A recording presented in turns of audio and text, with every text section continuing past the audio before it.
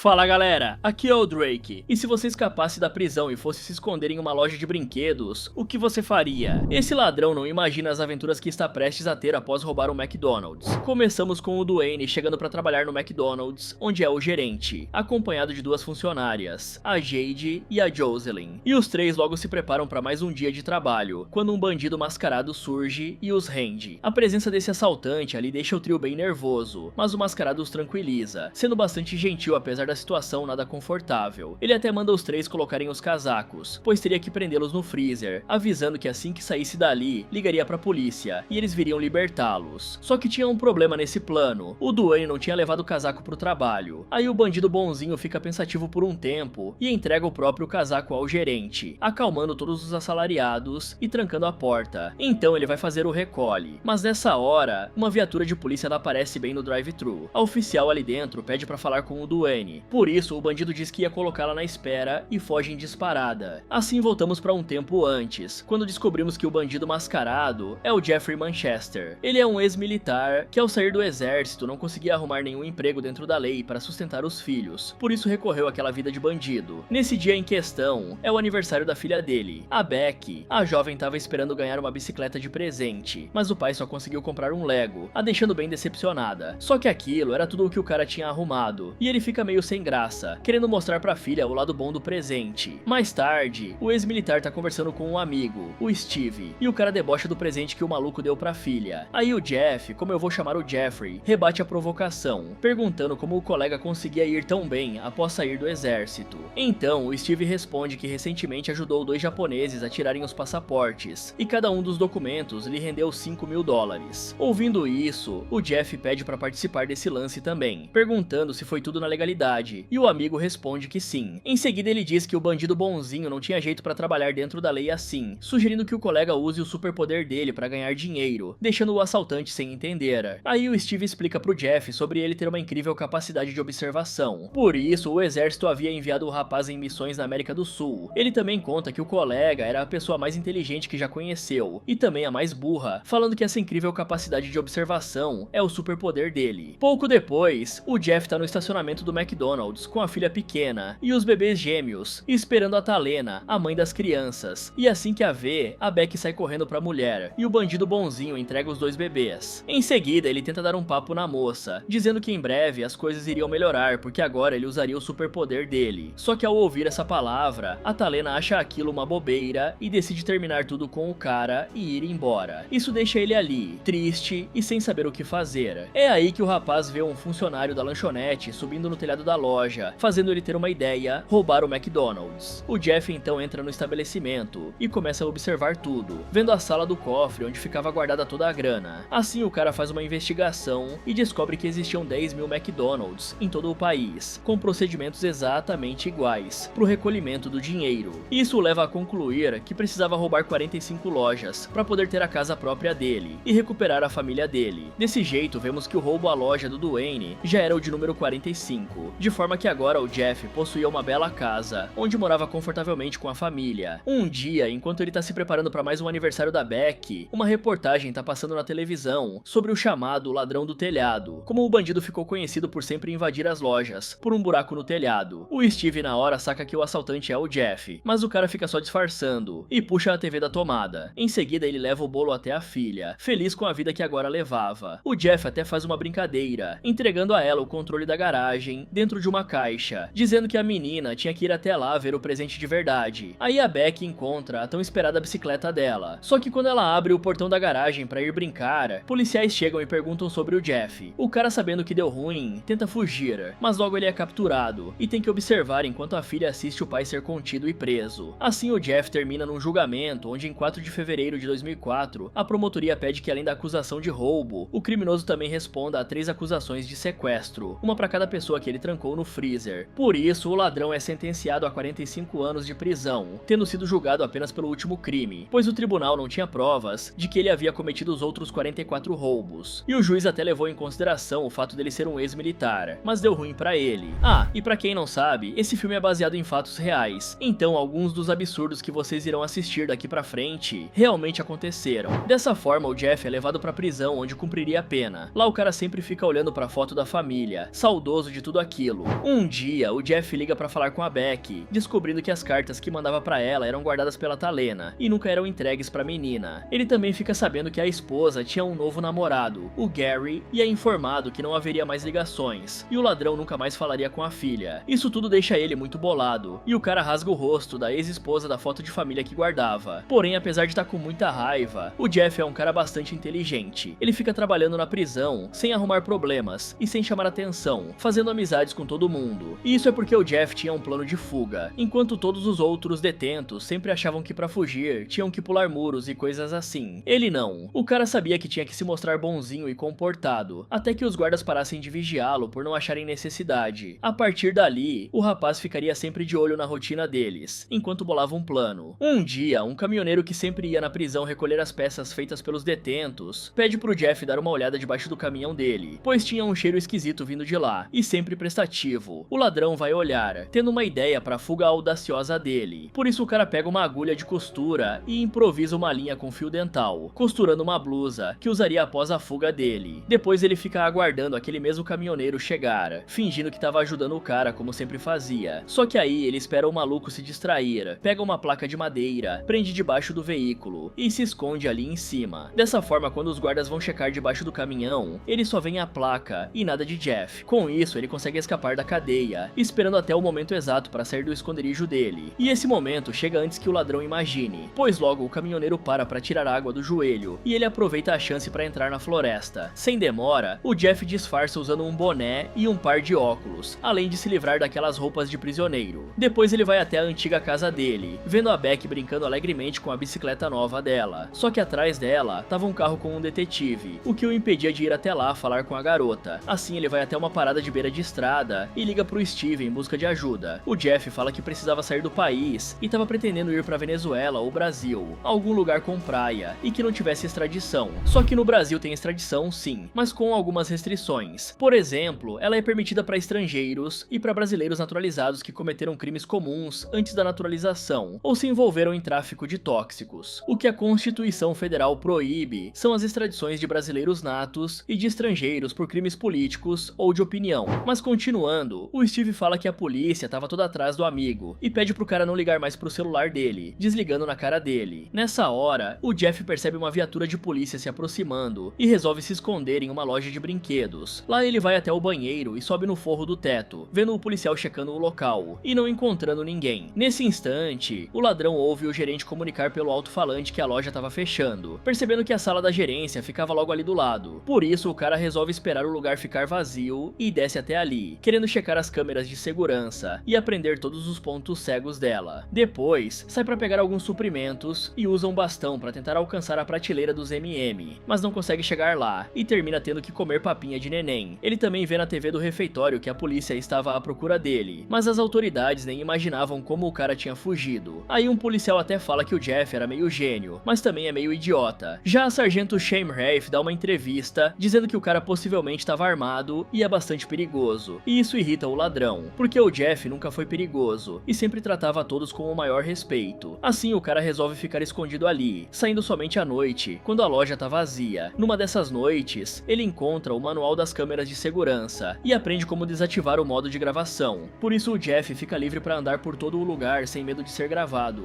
Depois ele decide mudar de esconderijo, montando um verdadeiro quarto bem à vista de todos, atrás de um mostruário. Ali ele vivia igual a um rei, pois tinha aprendido a sobreviver com pouco nos tempos de exército. Uma vez o rapaz passou um mês sobrevivendo só de água da chuva e larvas, então cuidar do corpo não seria difícil, cuidar da mente é que é o problema. Porém o jovem dá um jeito nisso, pegando vários brinquedos para ocupar a cabeça. Ele também instala várias câmeras com áudio pela loja, monitorando tudo de dentro do quarto improvisado dele. Dessa forma ele consegue estar ciente de tudo que acontecia ao redor, enquanto espera pacientemente. E segundo o Jeff, depois de um tempo, as pessoas perdiam o interesse em procurá-lo, e a poeira iria baixar. Além disso, geralmente os fugitivos queriam ir para longe o mais rápido possível, mas isso raramente funcionava. O ideal mesmo era ficar parado, esperando a poeira baixar para então fugir. E é isso que ele faria, aguardar um mês até poder ligar pro Steve e pedir ajuda de novo. Assim, um belo dia, o ex-militar flagra o gerente da loja, o Mitch, conversando com a Lig Wainscott. Ela tava querendo uma folga, pois era mãe solteira e tava enrolada em casa. Só que o Mitch não tá nem aí, demonstrando não ter empatia nenhuma, e a manda ir embora. O Jeff, vendo isso, fica muito bolado e dá um jeito de descobrir a senha do computador do gerente. Depois ele espera escurecer e vai até lá para alterar a escala de trabalho, dando folga pra Lig no dia que ela tanto queria. Logo um mês se passa e o Jeff mostra mais uma vez a genialidade dele, fazendo uma gambiarra na porta dos fundos, para que ele possa entrar e sair a hora que quiser. Depois ele pega uma bicicleta e vai até um telefone público. Lá ele liga pro Steve, mas o cara não tá e quem atende é a Michelle, a namorada do Steve. O ladrão se apresenta como sendo o primo Oliver, perguntando quando o amigo vai voltar. Ela então responde que o careca só volta no dia 1º de dezembro, pois pegou um contrato de 6 meses com o exército e agora tá no Afeganistão. Bolado, mas sem opção. Ele agradece e desliga. Em seguida liga pra casa, e a Beck atende o telefone enquanto brinca com o Gary. Isso não deixa o cara nada feliz, e pra piorar a Talena pega o telefone, falando pro ex-marido não ligar mais, ou chamaria a polícia. Dali o Jeff volta pra loja, desolado, marcando no calendário o dia 1 de dezembro pra entrar em contato com o Steve de novo. Ele também escuta algumas conversas através das câmeras dele, vendo que o Mitch estava acusando um rapaz chamado Otis pelo desaparecimento de algumas coisas da loja, e o baixinho é bem grosso, por isso a Lee se mete pra defender o colega. Isso deixa o Jeff se sentindo meio culpado, e ele recoloca algumas coisas que pegou nas prateleiras. Depois ele escuta mais algumas conversas. Dessa vez, a Lee convida o Mitch pra ir na igreja dela, pois o cara é um babaca, e talvez na casa de Deus aprenda alguma coisa. Ela também entrega um folheto a ele, contando que é líder da campanha de brinquedos para doação, sugerindo que as coisas devolvidas e com defeito, que eles não podiam vender, fossem doadas para caridade. Só que o gerente não tá nem aí e ignora a sugestão, jogando o folheto fora. À noite, o Jeff vai até a sala do gerente e pega o tal folheto, reunindo alguns brinquedos e levando para a igreja. Lá o plano dele era só deixar as doações e ir embora, mas a Cami o faz entrar e assistir ao culto. Aí o ladrão assiste a cantoria e depois cai dentro da comida, pois só vivia de doces há tempos. Depois a Aileen e o Ron se aproximam, se apresentando pro novato. O Jeff, por sua vez, se apresenta como sendo o John, que tinha vindo de Nova York há pouco tempo e trabalha pro governo disfarçado. Por isso não podia revelar nada sobre o que fazia. Em seguida, os bons samaritanos o apresentam à League, pois sabiam que o cara havia feito uma grande doação de brinquedos, e ela era responsável por isso. E claramente o Jeff estava apaixonado pela loira, tentando disfarçar o máximo que podia. Aí a Aileen pergunta se ele era casado e o cara conta que tinha acabado de se divorciar. Por isso a mulher o convida para um jantar de solteiros que estava organizando. E depois de saber que a Lake também iria, ele aceita o convite. Então o cara começa a se ajeitar, vendo que só se alimentar de doces tinha acabado com os dentes dele. Por isso ele pega uns jogos do The Sims e vai até uma loja de penhores vender. Depois ele usa o dinheiro para pagar uma dentista. Assim ele vai mais apresentável ao jantar dos solteiros, descobrindo que ele seria o único homem ali. Desse jeito, o rapaz vira o centro das atenções, e ele, sempre de bom humor, conquista a amizade de todas, inclusive uma mulher que era policial aposentada. Mais tarde, o Jeff acompanha a League até o carro dela, e a mulher solta duas perguntas. A primeira era se ele era gay, e o cara responde que não. A seguir, a loira questiona se ele gostaria de sair com ela, e o rapaz aceita sem pestanejar. Aí a Lei fala que o buscaria no sábado de manhã e pergunta onde o criminoso mora, mas o cara inventa uma desculpa e combina de se encontrar com ela no parque. Logo o sábado de manhã chega, e o Jeff descobre que o ex da loira também se chamava Jeffrey, e apesar dele gostar bastante de livros, o cara sempre fugia quando tinha que ajudar as filhas com o dever de casa. E após um breve passeio ao ar livre, eles vão pra casa da League dar uma relaxada. Em seguida ela conta sobre as duas filhas dela, a Lindsay de 16 anos e a Dee de 11. A loira explica que a mais velha tinha acabado de tirar a carteira, porém se recusava a chegar perto de um carro, e o Jeff se oferece para ensiná-la. Os dois também combinam de fazer uma festa da pizza, onde a moça aproveitaria para apresentar o cara para as duas filhas. Mais tarde, o Jeff retorna para a loja de brinquedos e fica refletindo, olhando para a foto da família dele. Logo o fugitivo vai para casa da Lei, levando um boneco do Link do jogo Zelda e alguns DVDs de games, pois sabia que a Dee era super fã dessas coisas. Assim ele conquista a amizade da pequena. Já para Lindsay, ele leva alguns CDs de músicas, mas a garota não demonstra se importar nem um pouco, agradecendo e se trancando no quarto. Sem graça, a Lei pede desculpas por isso, mas o rapaz diz pra ela não se preocupar e entrega pra loira um buquê de flores. Logo ele demonstra bastante entrosamento com a Dee, ajudando a garota a montar um brinquedo e também com as lições de casa. E tudo isso faz a Leigh ficar cada vez mais apaixonada. Somente a Lindsay, que continuava com o jeito distante dela, não dava a mínima abertura pra ele se aproximar. Com o passar do tempo, vemos que o Jeff estava cada vez mais ligado com a mulher e a Dee, levando a garota pra pegar doces no Halloween e tudo. E no tempo vago dele, ele sempre observava a loira pelas câmeras de vigilância. Numa dessas oportunidades, o fugitivo fugitivo vê a mulher incentivando o Otis a não deixar o Mitch tratá-lo como lixo, e o rapaz vai até a sala do gerente para confrontá-lo. Só que o funcionário perde a coragem e acaba não falando nada. Assim, mais um tempo se passa e vemos que o Jeff estava roubando vários jogos da loja e vendendo na casa de penhores para arrumar dinheiro. Ele também começa a pensar sobre ir embora dali, senão arriscaria ser descoberto. Por isso ele questiona a Leigh se ela iria embora para recomeçar, e a mulher responde que não, pois toda a vida dela era ali. De volta à loja de brinquedos, o Jeff tá tomando banho pensando no que fazer, quando ele ouve alguém se aproximando. Era o Mitch, que tinha chegado mais cedo. O fugitivo então tenta se esconder e arrumar a bagunça que tinha deixado, mas o gerente o encontra peladão e sai gritando, acionando o alarme do lugar. Logo o Jeff se esconde no quarto improvisado dele, quando vários policiais surgem e investigam o local. Nessa eles descobrem que as câmeras de vigilância não estavam gravando nada, e sugerem ao Mitch contratar seguranças 24 horas para isso não se repetir, já que estava chegando o final do ano e a loja ficaria cheia. Aí vemos que esse caso passou até na TV, mas por sorte do Jeff, os policiais acharam que ele tinha fugido da loja e não sabiam a real identidade do peladão. Um dia na igreja, as pessoas estão rindo comentando sobre o caso, e a Lindsay fala que o tal peladão podia ser um assassino, sugerindo a mãe pedir demissão. O Jeff até fala que na opinião dele não devia ser um assassino, mas concorda que a Lady podia mesmo pedir demissão e passar mais tempo com as filhas. A loira por sua vez não fala nada sobre isso, mas diz que era muito comovente aquela situação, e não cômica como os outros achavam. Sempre com o bom coração dela, ela diz que é bem triste uma pessoa chegar ao ponto de ter que tomar banho em uma loja de brinquedos. Só que isso cria um conflito com a Lindsay, porque a mãe era boazinha com os outros, mas parecia nem ligar pras filhas. Por isso a garota ataca o relacionamento da loira com o Jeff. Mais tarde, vemos que o fugitivo estava dormindo no sofá da Leigh por conta do que aconteceu, e ele resolve ligar pro Steve para pedir ajuda, ouvindo que deveria ir até lá no domingo. Aí o Jeff fala pra Leigh que em breve vai ter que viajar por causa do trabalho dele no governo. Depois, ele tenta fazer com que a loira e a Lindsay façam as pazes, e as duas pedem desculpas, mas uma nova discussão surge porque a jovem continua a se recusar a dirigir o carro manual da mãe. Assim, o cara tem uma ideia. Ele leva as garotas até uma concessionária e pede para fazer um test drive em um carro automático. O Jeff então acelera tudo o que pode e faz algumas manobras em alta velocidade, deixando o funcionário da loja bem assustado. Depois, fala que vai pagar em dinheiro pelo veículo, mas antes queria que a Lindsay o aprovasse e ensina a garota a dirigir. Mais tarde, ele compra o carro e o vendedor fica bastante feliz, tirando uma foto dos 4 compradores. E eu acho que o Jeff tá se perdendo. Ele não só tá se relacionando com uma pessoa, como vive dando as caras na igreja cheia de gente. Além disso, fica tirando fotos que provavelmente iriam parar no mural da concessionária. Pelo visto, ele é mesmo meio burro como o Steve e o policial falaram. Mas enfim, a Leigh não se mostra muito feliz por ele ter feito várias manobras perigosas com as filhas dentro do carro, e o cara pede desculpas. Depois ele muda de assunto, falando que parecia que a Lindsay finalmente estava começando a gostar dele. Aí a loira rebate, dizendo que a filha sempre gostou dele, assim como todas elas. Em seguida, ela pede pro ladrão fazer a viagem de trabalho e retornar para poderem ter uma vida normal em família. Dali o fugitivo vai até o apartamento do Steve. Lá o careca e a Michelle o disfarçam com uma peruca, querendo que o rapaz tirasse algumas fotos pros documentos falsos dele. Assim o colega cria uma identidade completamente nova para ele, dizendo pro cara que cuidaria de todos os detalhes, mas ele tinha que se manter escondido, fora da vista de todos. Só que o Steve saca que o amigo tava estranho, concluindo que ele provavelmente estava se relacionando com alguém. Depois conta que tudo aquilo não seria de graça, a identidade nova custaria $50.000. Ele então pergunta se o Jeff teria essa grana, e o cara responde que daria um jeito de conseguir, ouvindo novamente o aviso de que deveria ficar longe dos jornais. À noite, o Jeff resolve invadir uma loja de armas para roubar um revólver, usando a velha tática dele de entrar por um buraco no telhado. Só que ele fura o telhado no local errado e acaba dentro de um spa sem querer. Por isso ele arrebenta uma parede para ir até a loja de armas, acionando o alarme do local. Por sorte, dá tempo dele pegar algumas coisas e voltar pro spa, usando uma estátua de Buda para quebrar uma vidraça e fugir.